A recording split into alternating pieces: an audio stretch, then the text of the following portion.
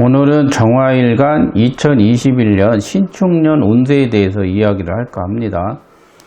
정화일간이 내년 신축년이면 이제 편재 운이 온 거죠. 그리고 지지는 식신을 달고 옵니다. 첫 번째 이제 편재 운이라는 것은 활동성이 높아지죠. 그리고 돈에 대한 자신감, 대범함이 막 생깁니다. 그래서 재물운과 이성운이 좋아진다고는 합니다. 보통. 그래서 편재운은 또 돈으로 애를 태운다고 그래서 건강적으로 나빠지는 사람들이 있고요. 그래서 속병, 위장병 조심.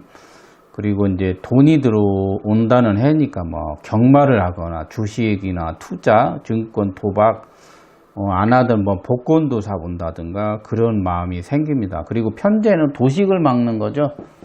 도식을 해결하다.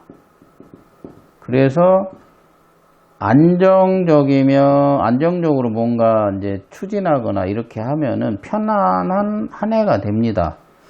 그래서 어려움이 해결되는 그러한 운세라고 볼 수 있습니다. 두 번째는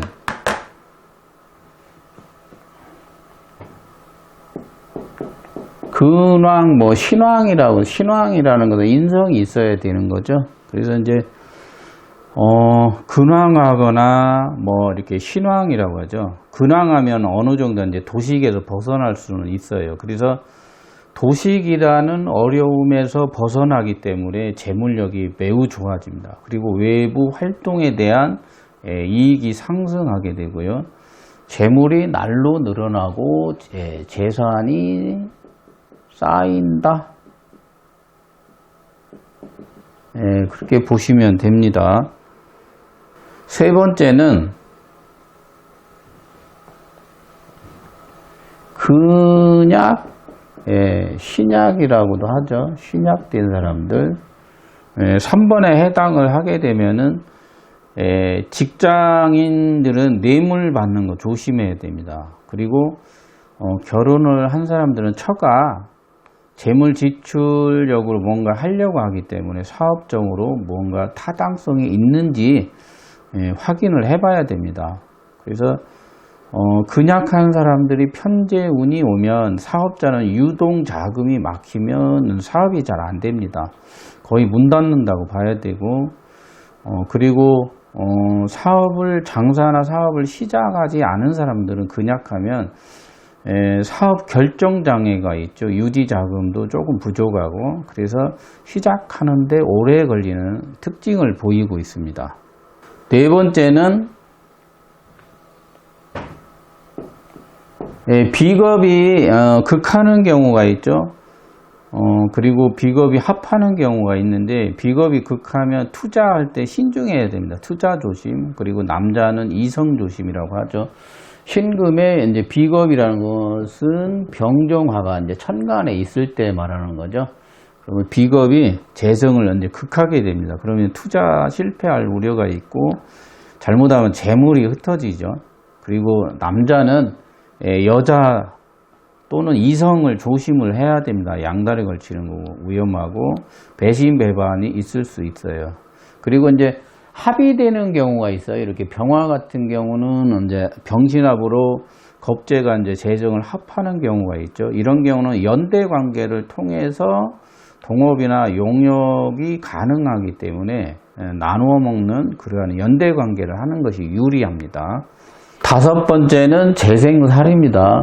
재생살. 재생살은 살이 일간을 극하게 되면 지나치게 이제 업무량이 증가할 수 있고요. 그리고 이제 스트레스를 지나치게 받을 수 있습니다. 그래서 또는 이제 여자는 자기를 휘어잡아줄 남자를 원하기도 하고, 그래서 나중에 이 남자를 왜 만났지? 내가 아무리 잘해 주어도 고마움을 모르는 남자를 만날 우려가 있어서 그것이 오히려 독이 될 수 있습니다. 그리고 재성운은 자식의 독립식이라고도 하고, 그리고 자식이 취직식이라고도 합니다. 취직식이. 그리고 재생관이 되면 자식 결혼 식이라고도 할 수 있습니다. 비거분에도 물론 자식 결혼식이라고도 하는데, 일단 자식 결혼 할 사람들은 자식 결혼을 시키면 좋겠죠. 그래서 신약하는 경우가 있습니다. 재생살이 많이 있는데, 신약하는 경우는 해결하는 방법이 살인상생까지 가야 돼요. 재생살인까지 가야 되고, 아니면 식신으로 제사를 해버리던가, 아니면 겁제로 합사를 해버리던가 해서 해결 방법이 있습니다. 그래서 이제 재생살은 근황한지 근약에 따라서 약간 다르다, 이렇게 이해를 하시면 되겠습니다. 여섯 번째는 재극인인데요.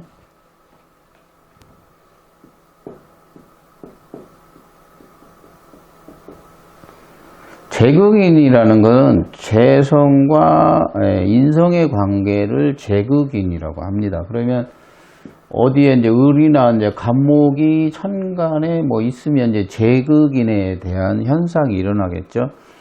그래서 재극인은 보통 현실과 이상 사이의 갈등을 말하기도 합니다. 그리고 이제 실패하는 경우가 대개 있는 것이 무엇이냐면, 타인을 잘 알지도 못하면서 넘겨 짚어가지고 실수를 할 우려가 있습니다. 그리고 재극인이 될 때 보통 필설지화를 많이 조심을 해야 됩니다. 필설지화.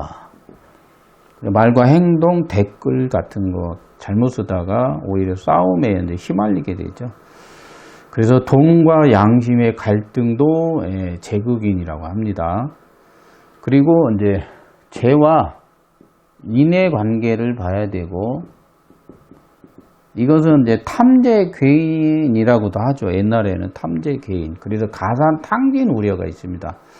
그래서 허황된 욕심을 많이 부리면 안 된다, 이렇게 이해를 하시면 되겠고, 재화인이 동일한 힘을 갖고 있으면 좋은 소개를 받기도 합니다. 그리고 피드백을 받기도 하고요. 그리고 현명한 판단도 내립니다. 그리고 돈되는 재능 개발력이 매우 좋은 사람으로 판단을 합니다. 그래서 좋은 라인이나 재능 개발 이런 것들을 잘 할 수 있어요. 그리고 이제 동일하게 되면 이런 것들은 인복이 좋아진다고 합니다. 인복. 부모가 돈 달라고 하면 뭐라고 하면서도 결국은 주게 되죠. 그리고 대출도 잘 일어납니다. 대출 같은 경우. 그래서 일단 재극인도 재가 왕한지 아니면 재화인이 동일한지도 살펴봐야 합니다. 일곱 번째는 정제도 있는데 이제 편재 운이 오는 사람들이 있습니다. 정제는 안정적 재물을 있는데, 이게 편재 운이니까 무슨 사업, 확장, 쓸데없이 뭔가 벌립니다. 그런 사람들 제일 많습니다. 그래서 안정적인 재물을 사업화시키고 그것을 확장하는데 겁재가 있으면 거의 망합니다. 그래서 겁재를 어떻게 컨트롤 못하면 실패수가 매우 높기 때문에 신중하게 일을 벌리는 것이 좋겠습니다. 여덟 번째는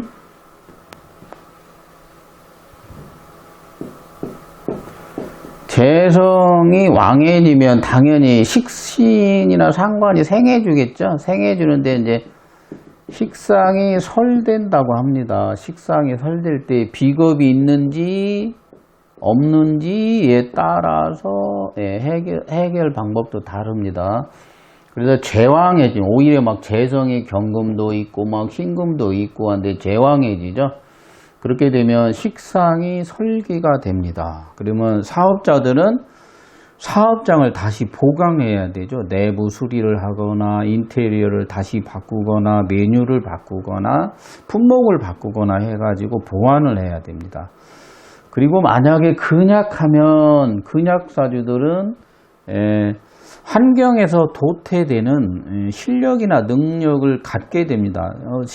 그동안 실력 참 좋았는데 식상이 설계되니까 타인보다 막 떨어집니다. 환경에 이제 뒤처지게 된다는 거죠. 그래서 이익이 막 감소합니다. 돈이 안 벌리고 투자했는데 소득이 감소하고 적중 막 이쪽 저쪽 했는데 적중률이 개판이 되죠. 낮아진다는 거죠. 그리고 쓸데없는 것에는 적극적으로 막 매달리게 됩니다. 그래서 겁재로 보충을 하게 되면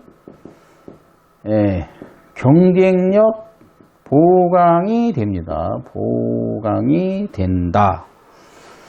그리고 비겁이 없으면 스승이나 멘토, 의지처를 찾아내야 됩니다. 그래서 재능을 보강하는 방법으로 살아야 됩니다. 그래서